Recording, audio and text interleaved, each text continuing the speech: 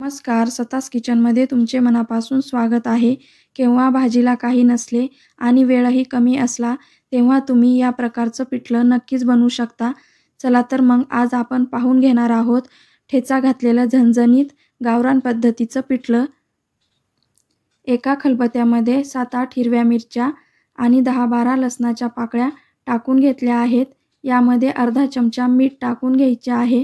तिखट तुम्ही तुमच्या आवडीनुसार कमी जास्त करून घ्या. याला छान ठेचून घेणार आहोत. आता एका कढईमध्ये 1 चमचा तेल गरम करून घेतले आहे. तेल गरम झाले की अर्धा चमचा मोहरी आणि अर्धा चमचा जिरं टाकून घेतला आहे. दोन्हीही छान तडतडले की यामध्ये 1 कांदा बारीक कट करून घेतला होता तो टाकून घेऊया आणि त्याला छान गुलाबी रंगापर्यंत परतवून घेऊया. आता यामध्ये आपण मिरची ठेचली होती ती टाकून घेतली आहे आणि पाऊण चमचा हळदीची पावडर टाकली आहे. याला छान मिक्स करून घेणार आहोत. मिरची छान परतवल्या गेली की यामध्ये पाणी टाकून घ्यायचे आहे. मी इथे 1 ग्लास पाणी टाकले आहे. तुम्ही जेवढे बनवायचे त्यानुसार पाणी टाका. आता इथे मी एका वाटीमध्ये बेसन पीठ घेतलेले आहे. त्या बेसन पिठामध्ये 1 वाटी पाणी टाकून घेतले आहे आणि त्याला छान मिक्स करून घेणार आहोत. बेसन पिठाच्या सगळ्या गुठळ्या आपल्याला इथे मोडून घ्यायच्या आहेत.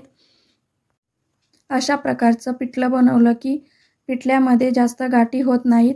आता हे मिश्रण आपण फोडणी दिलेल्या पाण्यामध्ये टाकून घेणार आहोत आणि त्याला छान मिक्स करून घ्यायचे आहे. तुम्हाला माझी रेसिपी आवडली असेल तर व्हिडिओला लाईक करा, शेअर करा आणि आतापर्यंत तुम्ही माझ्या चॅनलला सबस्क्राईब केले नसेल तर कृपया सबस्क्राईब करा. अशा सोप्या रेसिपीज बघण्यासाठी बेल आयकॉनवर क्लिक करा. आता यामध्ये अर्धा चमचा मीठ टाकून घेतलेले आहे. मीठ आपण मिरची ठेचतानाही टाकले होते त्यामुळे इथे थोडेच मीठ टाकून घेतलेले आहे. वरतून कोथिंबीर टाकून घेऊया आणि त्याला छान मिक्स करून घेणार आहोत. या प्रकारचं पिठलं तुम्ही नक्की बनवा आणि आवडल्यास मला कमेंट करून कळवा. आता आपण पिठलं शिजण्यासाठी 4-5 मिनटं झाकण ठेवून घेणार आहोत म्हणजे बेसन पीठ छान शिजल्या जाईल. 4-5 मिनटाच्या नंतर झाकण काढून घेतले आहे. पिठलं छान तयार झालेलं आहे. या प्रकारचं पिठलं तुम्ही ज्वारीच्या भाकरीसोबत किंवा भातासोबत नक्कीच बनवू शकता.